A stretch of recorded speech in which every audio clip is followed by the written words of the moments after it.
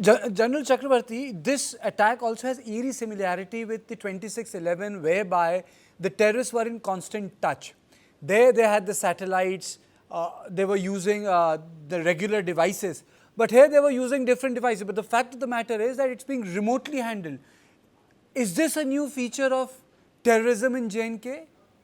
For the first time, such an operation has taken place, where you know the conversation between the terrorists, their handlers, was like 24 into 7.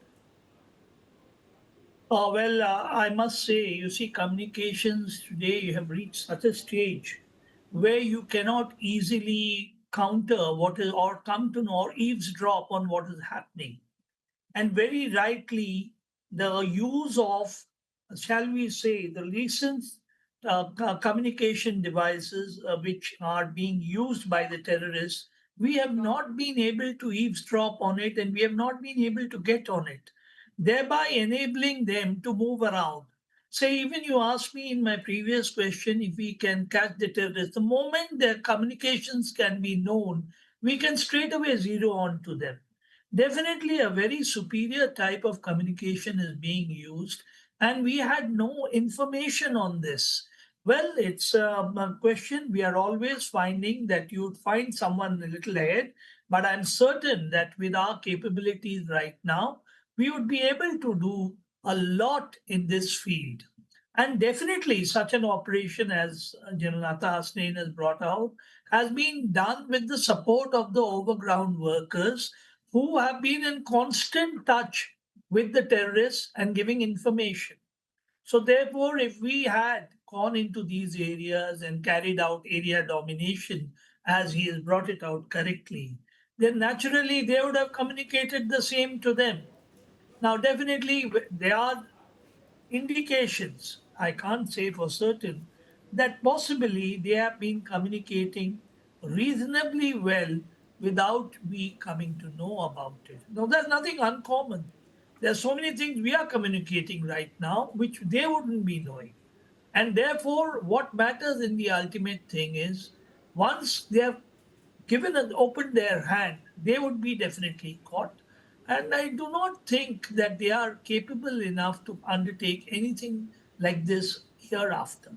We have learned what we have done, and possibly even in the communications field, we will be now getting on to superior systems.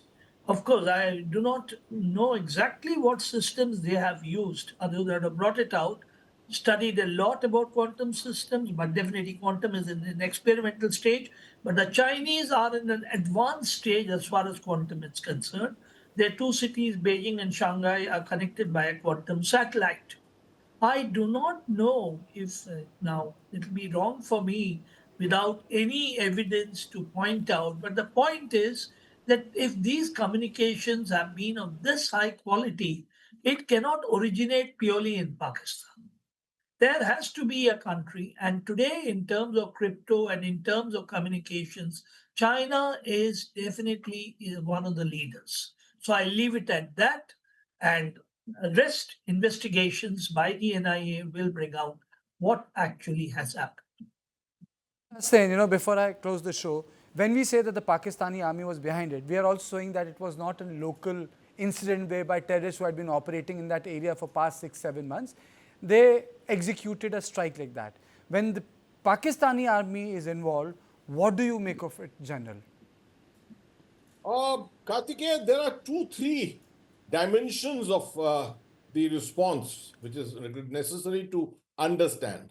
Number one, as is already clearly brought out, is the Pakistan Army, the ISI, the Lashkar-e-Taiba leadership, which forms, in this case, the elements of the deep state which we talk about very, very often here in our country. And that is the element which needs to be targeted. The deep state needs to be targeted by us in no uncertain terms. That's number one. Number two, all the systems of the Pakistan army are then available to the terrorists, which means the communications which General Chakravarti was just speaking about are all being provided by the Pakistan army.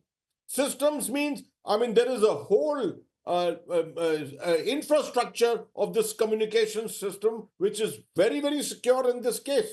A lot of spoofing is probably being done also at the same time, that just in case any intercepts are made by us, we do not get to understand and get to know which are the actual locations from where this communication is emanating. So these are some of the technical aspects of the support which the Pakistan Army is providing. Besides this, my experience tells me whenever Pakistan and the terrorists, Pakistan Army and the terrorists get together, like they do in the case of bat actions, you always find the leadership being provided by an element of the special forces of the Pakistan Army.